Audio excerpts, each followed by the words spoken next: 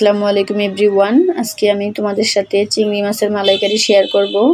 তো দিয়ে দিলাম স্বাদ মতো লবণ, হলুদ, মরিচ দিয়ে 10 মিনিট ম্যারিনেট করে রেখে দেব। তো এখন আমি একটা প্যানে পর্যাপ্ত পরিমাণ তেল দিয়ে তেলটাকে গরম করে নিয়েছি। এখন মাছগুলোকে হালকা ফ্রাই করে নিব।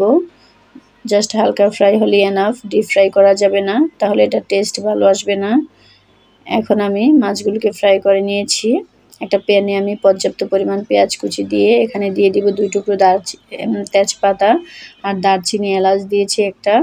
দিয়ে এখন পেঁয়াজটাকে ব্রাউন কালার করে ভেজে নিব। দিয়ে দিলাম আদা রসুনের পেস্ট আর দিয়ে দিব এখানে আমি পেঁয়াজ বাটাটা অবশ্যই দিতে হবে। দিয়ে ভালো করে এটাকে তেলের সাথে ভেজে নিতে হবে, তা না হলে কাঁচা গন্ধটা থেকে যাবে। তো এখন আমি আবার দিয়ে দিব এখানে টক দইয়ের পরিমাণটা খুবই সামান্য দিতে হবে, তা না হলে বেশি টক হয়ে গেলে এটা টেস্ট ভালো আসবে না। তো এখন আমি দিয়ে দিব কাঠবাদাম বাটা, দিয়ে আবারও এটাকে ভালো করে কষিয়ে নিব। প্রত্যেকটা মশলা আলাদা আলাদাভাবে কষালে এটার টেস্ট অনেক বেড়ে যায়।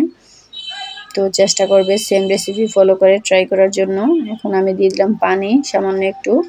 এখন আমি গুঁড়া মশলা অ্যাড করব।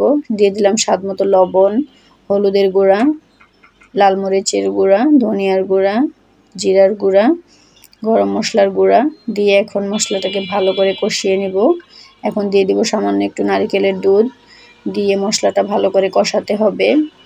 এই রেসিপিতে মেন উপকরণ হচ্ছে নারকেলের দুধ, এটা না দিলে এটা টেস্ট হবেই না। তো চেষ্টা করবে নারকেলের দুধটা দেওয়ার জন্য। তো দিয়ে এখন আমি মাছগুলোকে দিয়ে কিছুক্ষণ নেড়েচেড়ে এটাকে রান্না করব। তো এই পর্যায়ে চুলার আঁচটা ইম্পর্টেন্ট, মিডিয়াম থেকে লোতে রেখে রান্নাটা করতে হবে। আর নাড়াচাড়া খুব আলতোভাবে দিতে হবে, তা না হলে মাছগুলো ভেঙে যাবে। তো দেখতেই পাচ্ছ খুব আলতোভাবে নেড়েচেড়ে আমি মিশিয়ে নিলাম আর ঢাকনা দিয়ে ডেকে 10 মিনিটের জন্য রান্না করেছি। তো দেখতেই পাচ্ছ এখন আমি দিয়ে দিলাম আবারও নারকেলের দুধ, দিয়ে আমি জাস্ট একটা বলক উঠিয়ে নিয়ে আসব। তো এখন আমি ঢাকনা দিয়ে ডেকে বলক উঠে আসা পর্যন্ত অপেক্ষা করব। তো মাছটাতে বলক উঠে এসেছে, এখন দিয়ে দিলাম গরম মশলার গুঁড়া, স্বাদ মতো চিনি আর ঘিটা অবশ্যই দেওয়ার চেষ্টা করবে, দিলে এটার ফ্লেভারটা ভালো আসে। তো কত সহজেই রান্নাটা করা কমপ্লিট হয়ে গেল আমার। রেসিপিটা যদি ভালো লেগে থাকে অবশ্যই লাইক, কমেন্ট, শেয়ার করতে ভুলবে না।